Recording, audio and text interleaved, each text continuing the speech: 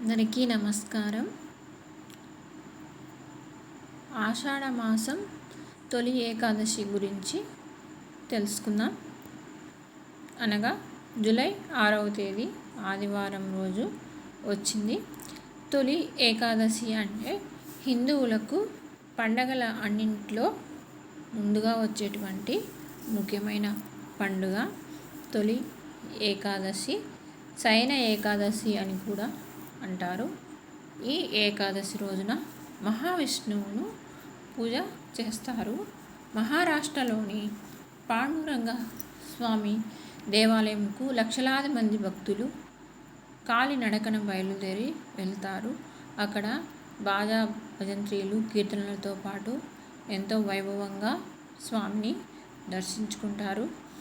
అలాగే మహావిష్ణువు ఆదివారం అనగా ఆషాఢ మాసంలో తొలి ఏకాదశి రోజున ఆయన యోగ నిద్రలోనికి పాలకడలి పైన యోగ నిద్రలోనికి వెళ్తారు. 4 మాసములు అంటే చతుర్మాసం అని కూడా అంటారు. ఆయన నిద్రలోనికి వెళ్ళడం జరుగుతుంది. ఈ రోజున తొలి ఏకాదశి రోజున పేలాలను ప్రసాదంగా సమర్పిస్తారు. ఆ రోజు ఉపవాసము ఉంటే చాలా మంచిది. కానీ ఉపవాసము అనేది ఆదివారం వచ్చింది కాబట్టి మనం రాత్రిపూట ఉండుట మంచిది. నేలపైన నిద్రపోవాలి. అలాగే పిండి దీపాన్ని వెలిగించాలి. పిండి దీపం తయారు చేసుకొని పిండి దీపాన్ని వెలిగించాలి. ఒకవేళ మనం దీపం వేరువేరుగా వెలిగించకపోయినా 2 ఒత్తులు కలిపి ఒకే దీపం పెట్టి దీపారాధన చేసుకోవాలి. ఉదయము మధ్యాహ్నము అల్పాహారాలు అంటే పండ్లు పాలు అలాంటివి తీసుకోవచ్చు. అలాగే రాత్రిపూట భోజనము చేయరాదు. పలహారాలు ఏమీ తీసుకోరాదు. తొలి ఏకాదశి నాడు యోగ నిద్రలోనికి వెళ్ళి 4 మాసములు తర్వాత కార్తీక మాసంలో ఆయన నిద్ర మేల్కొంటారు. ఈ సమయకాలంలో మనం విష్ణు పారాయణం చేయాలి. విష్ణునామాన్ని పలకాలి. ముఖ్యంగా తొలి ఏకాదశి రోజున రోజంతా విష్ణునామాన్ని స్మరించుకుంటూ ఉండాలి. అలా చేయటం వలన మనకి పాపములన్నీ పోయి మోక్షము కలుగుతుంది. ఎన్ని రోజులు ఎన్ని పండుగలు ఉన్నా ఈ ఏకాదశి అనేది చేయటం ద్వారా మనకు చాలా పుణ్యము కలుగుతుంది. మనకు ఉన్నటువంటి దరిద్రము పోయి అష్ట ఐశ్వర్యాలు కలుగుతాయి. ఇది హిందూ ధర్మం ప్రకారం మహత్వపూర్ణమైన రోజుగా పరిగణిస్తారు. యోగ నిద్రలోనికి వెళ్ళిన తర్వాత మహావిష్ణువు ఈ 4 మాసములలో వచ్చేటటువంటి వాతావరణంలో మార్పుల వలన ఎన్నో రోగాల బారిన జనాలు పడతారు. అలా పడకుండా ఉండడానికి ఈ 4 మాసములు మనం ఉపవాసములతో ఉండాలి. ఎక్కువగా విష్ణు నామాన్ని జపిస్తూ ఉండాలి. అలాగే పూజలు అమ్మవారికి చేస్తూ ఉండాలి. కార్తీక మాసం వరకు మధ్యలో వచ్చేటువంటి ఈ అన్నీ మనం చేసుకోవాలి. అలా చేసుకున్న మనకు ఎటువంటి దుష్ట శక్తులు దరి చేరవు. వచ్చేటువంటి ఈ 4 మాసములు దేవతలు నిద్రలో ఉంటారు కాబట్టి మనకు ఎన్నో దుష్టశక్తులు మన వెంట పడే అవకాశం ఉంది. కాబట్టి మనం ఈ కాలంలో కొంచెం జాగ్రత్తగా ఉండాలి. దుష్టశక్తుల నుండి మనం రక్షించే కొరకు పూజలు అనేవి చేస్తూ ఉండాలి. దీపాలు అనేవి పెడుతూ ఉండాలి.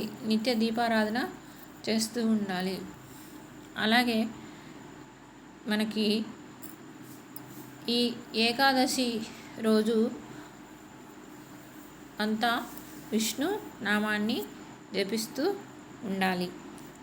ఎవరైతే విష్ణునామాన్ని జపిస్తారో వాళ్ళకి ఈ పాపములన్నీ పోయి మోక్ష మార్గము అనేది కలుగుతుంది. హిందూ ధర్మం ప్రకారము మన పండగలన్నింటిలోకెల్లా ముఖ్యమైనది తొలి ఏకాదశి ఆషాఢ మాసంలో వస్తుంది. అలాగే శయన ఏకాదశి అని కూడా అంటారు. అంటే ఆయన శయనిస్తారు కాబట్టి దైవ శయని ఏకాదశి అని కూడా పిలుస్తారు. విష్ణు భగవానుడు శయనిస్తాడు పాలకడలిపై, అంటే పాల సముద్రముపై నిద్రిస్తూ ఉంటారు. కాబట్టి దైవ శయని ఏకాదశి అని, శయని ఏకాదశి అని, తొలి ఏకాదశి అని పిలుస్తారు. మళ్ళీ ఆయన కార్తీక మాసం ఏకాదశి వరకు అలాగే నిద్రిస్తూ ఉంటారు. ఈ కాలంలో మనం అమ్మవారికి పూజలు చేయటం చాలా ఉత్తమం. శ్లోకాలను విష్ణు సహస్రనామాలను, విష్ణునామాలను వెళ్ళవేస్తూ ఉండాలి. పిల్లలను కూడా పలికిస్తూ ఉండటం వలన వారికి ఆరోగ్యం అనేది మంచిగా ఉంటుంది.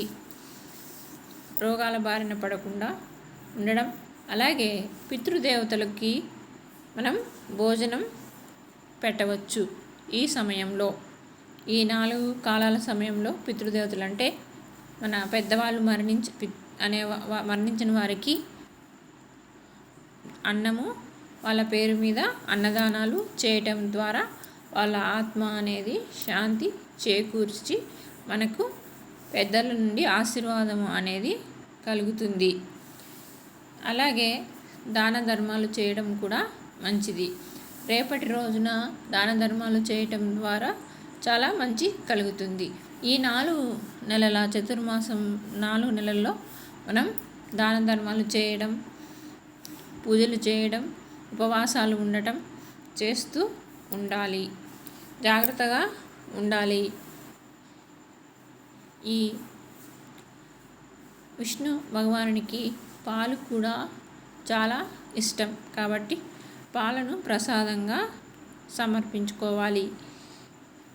అలాగే విష్ణు పురాణం చదువుతూ ఉండాలి. ఒకవేళ ఏమీ రాని వాళ్ళు ఓం నమో విష్ణునారాయణ అని కూడా 108 సార్లు పలకవచ్చును. అలా పలికి పూజను చేసుకోవాలి. ఉపవాసం ఉండాలి అనుకునేవారు ఉపవాసం ఉంటే మంచిది. ఉండాలనుకునేవారు నేలపైన మాత్రమే పడుకోవలేను. అలాగే ఈ చతుర్మాసంలో మనం ఉపవాసాలు చేయటం మంచిది. అలాగే అమ్మవారిని కూడా కొలుస్తూ ఉండటం మనకు ఉత్తమము. మన ఆరోగ్య రీత్యా చాలా శ్రేయస్కరంగా ఉంటుంది. పితృదేవతలను పూజించడం చాలా మంచిది. ఇంటి కోడలు పూజ చేసి దానాలు చేయడం వలన ఆ ఇంటి పితృదేవతలకు మన కుటుంబాన్ని ఆశీర్వదిస్తారని నమ్మకం. మన హిందూ ధర్మం ప్రకారం ఇంటి కోడలు ద్వారా పూజలు చేయటం ద్వారా మంచి జరుగుతుందని విశ్వాసం. అందరికీ తొలి ఏకాదశి శుభాకాంక్షలు.